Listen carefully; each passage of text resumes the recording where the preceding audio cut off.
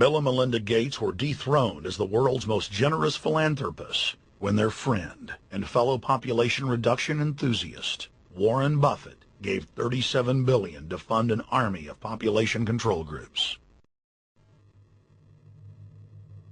And I actually think the world will be much better when there's only 10 or 20% of us left.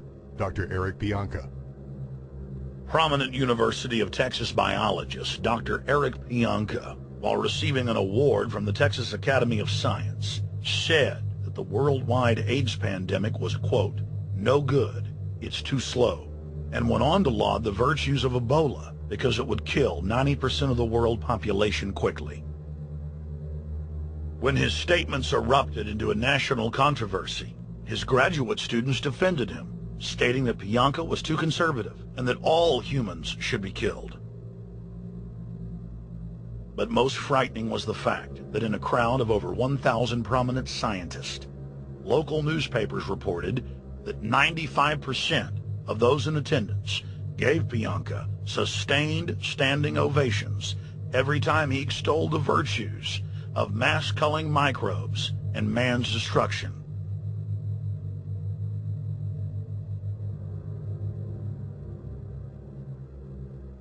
China was able to turn the corner and become the leading world superpower because they have a police state and they are able to force people to stop reproducing. Dr. Eric R. Pianka. The eugenics movement has now shaken off much of its Nazi baggage and is using people's legitimate concern about the environment as a cloak to conceal their real agenda. Everyone wants to breathe clean air and have good water. But the controllers of the environmental movement have done nothing but co-opt people's concerns and parlay it into support for global policies that further destabilize the third world and create untold misery. Phony environmental and conservation groups are now the biggest private landowners in the world. They lobby government to take property away from local populations, only to develop it themselves later. When the U.S. military dumps millions of gallons of nerve gas on the east coast of the U.S., they don't say a word.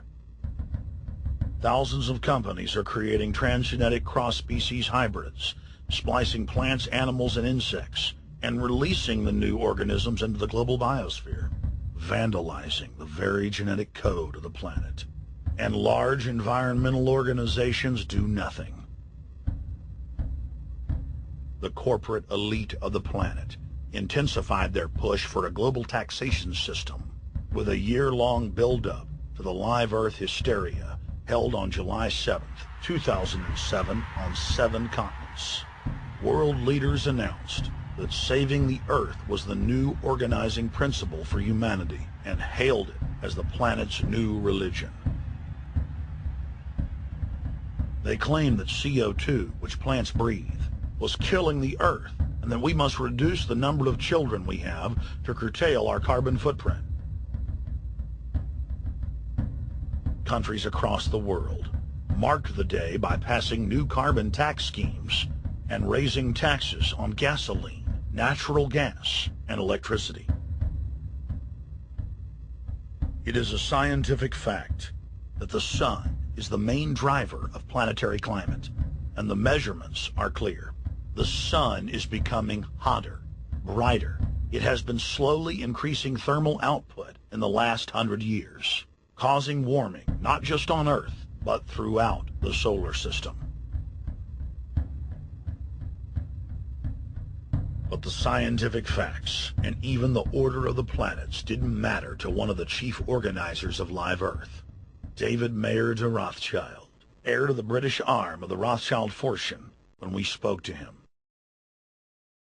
When I called Rothschild on the order of the planets, he just laughed, thinking the audience wouldn't get it.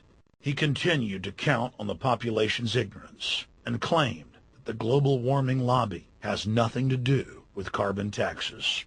I guess he hadn't spoken with his good personal friend, Al Gore. Global warming, the time for debate is over. I think what you have to realize is that being environmentally sensitive and making money aren't mutually exclusive. There's a lot of money to be made in addressing this issue. But you guys are gobbling up all the world's concern to just simply line your pockets and make kids read your book in schools and do all this. It's a business, just like you said, Rothschild. It's not. Do you think I make any money out of this? It's the same thing. It's the same thing your your money-changing ancestors did. They're in Germany, Red Shield, and I'm calling you out, Red Shield. We know it's a scam. A pollution-based tax system, principally CO2.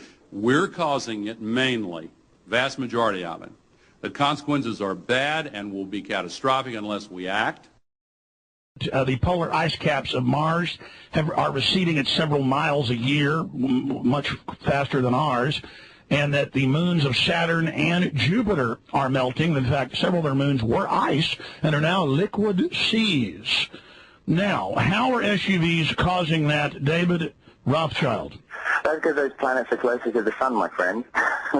No, Jupiter and Saturn are not closer to the sun. Neither is Mars. Yes, sir. I think you'll find, right, that the very simple matter, and what I wanted to say, and this is my final point, forget your taxation theory, because actually it's not taxation. Put a price on the carbon. A tax is the best way. Cap and trade can also do it. If there were a carbon-based tax, would there be a need for an economy-wide cap and trade system? They are not either or. We can do both. I am in favor of both.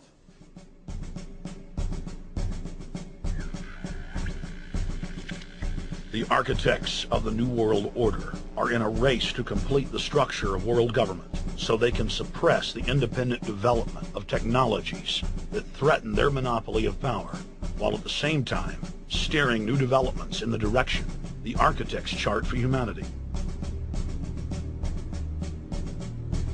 The technocrats call their governing system the final revolution because in the past, empires were enforced militarily.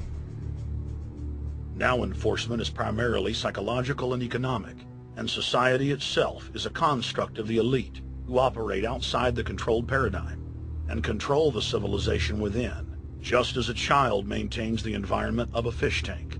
We are like lab rats, living out our entire existence, never questioning the confines of the cage or the scientist who experiment on us.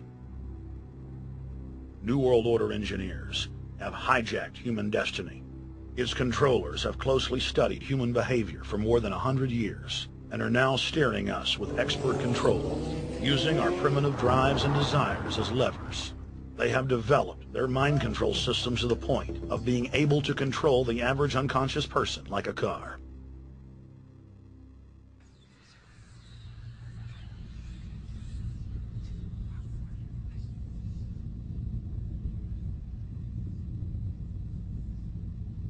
Eugenics dominated the 20th century. Its ruthless spirit has now metastasized into the fields of genetics, nanotech, and robotics. But that's not surprising. From their inception, all three disciplines have been dominated by eugenicists. The billionaire founder of Sun Microsystems, Bill Joy, courageously went public in 2000 to warn of a cancerous consensus among the technocratic elite that at best humanity would be completely enslaved by the year 2030, and at worst, mass extermination of everyone but the elite would take place. A who's who of the techno-elite are members of what is known as the transhumanist or post-humanist movement. Many of its adherents see only the beneficial aspects of technology's exponential rise, like bringing sight to the blind, sound to the deaf, and longer life for all. But what many of them don't know is that master eugenicist Julian Huxley founded transhumanism, and that society's controllers openly admit that the new system is designed to progress into absolute tyranny.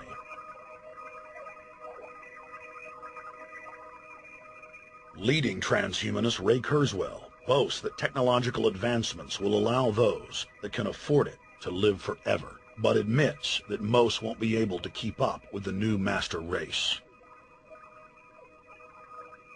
The drive for world government is now all about who will control and have access to radical life extension systems.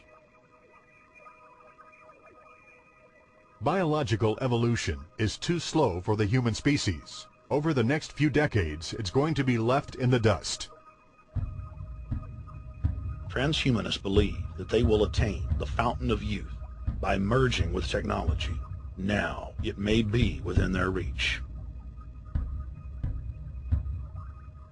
Decades ago, transhumanists said that if you did not accept augmentation or enhancements, you would no longer be able to get jobs.